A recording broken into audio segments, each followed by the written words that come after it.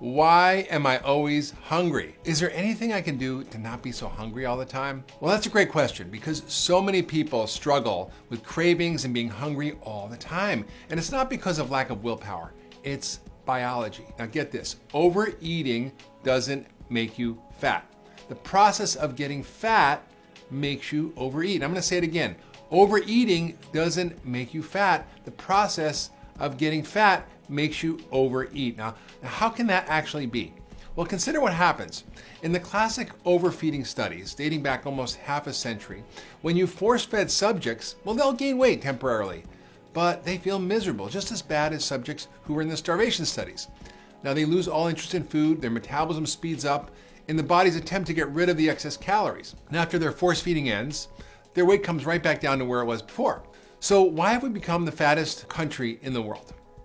Well, David Ludwig explains that something has triggered our fat cells to suck up and store too many calories, leaving too few for the rest of the body. When that happens, when our fat cells suck up all this extra energy, our brain perceives that there's an energy crisis. It makes us hungry and it slows down our metabolism. And that's in an effort to survive what it thinks is a famine. So actually there's all this food around, but we think we're starving because our cells have sucked up, our fat cells have sucked up all these calories, and all of a sudden, like it seems like we're starving, but we're not.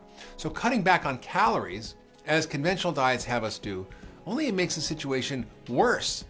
Because the fundamental problem in obesity isn't too many calories in our fat tissue, it's too few in the bloodstream and available for immediate use. While calorie balance and that whole approach hasn't solved the obesity epidemic, it has caused tremendous suffering by implicitly blaming people for their problem. People who can't control their weight are perceived as lazy, unmotivated, and undisciplined. And here, Dr. Ludwig has a very reassuring message. It's not your fault that you're fat. And you've heard me say that many times before. I actually learned that from him.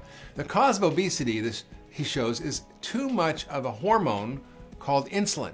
And this hormone drives fat cells into a feeding frenzy. And so what's actually spiking this fat storage hormone called insulin? Well, guess what? The main culprit is a low-fat, high-carb diet that we've been told to eat for the last 40 years by our government, every major professional association. Processed carbs, think bread, white rice, breakfast cereal. All these things stimulate more insulin, calorie for calorie, than any other food. So all calories are not the same. But other aspects of our diet and lifestyle, such as stress and sleep deprivation, they also affect our fat cells in bad ways.